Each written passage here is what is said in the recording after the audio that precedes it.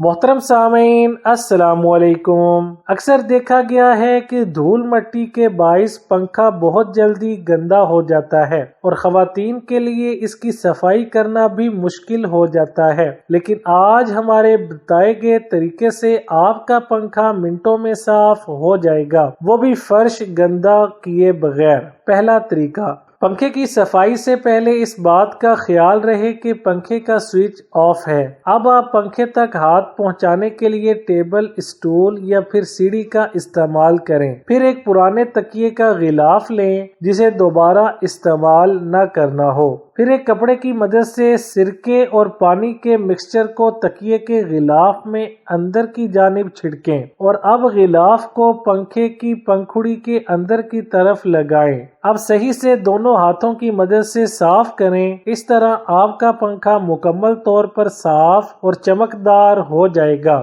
دوسرا طریقہ، اس کے علاوہ آپ ویکیوم کلینر کی مدد سے بھی پنکھا صاف کر سکتے ہیں۔ متعدد کمپنیاں ویکیوم کلینر میں برش کی مدد سے صفائی کی سہولیات بھی مہیا کرتی ہیں۔ اس طریقہ کار کو اپناتے ہوئے آپ بآسانی پنکھوں کی دھول مٹی صاف کر سکتے ہیں۔ برش کے ہینڈل کی لمبائی اتنی ہونی چاہیے کہ برش آسانی سے پنکھے تک پہنچ جائے تاکہ آپ پروں کو درست طریقے سے صاف کر سکیں۔ ویکیوم کلینر آن کرنے پر برش پنکھے کے پروں سے تمام دھول مٹی کھینچنا شروع کر دے گا۔ آہستہ آہستہ برش کو آگے کی جانب چلاتے جائیں۔ خیال رہے کہ ویکیوم کو بالکل ہموار اور سیدھا رکھنا ہے ورنہ تمام دھول مٹی فضا میں اڑ سکتی ہے۔ تیسرا طریقہ، ایک آسان طریقہ یہ بھی ہے کہ آپ کسی کپڑے سے پنکھوں کے پر صاف کریں۔ عموماً صفائی کے لیے استعمال ہونے والے دستانے ہاتھوں سے پھسل جاتے ہیں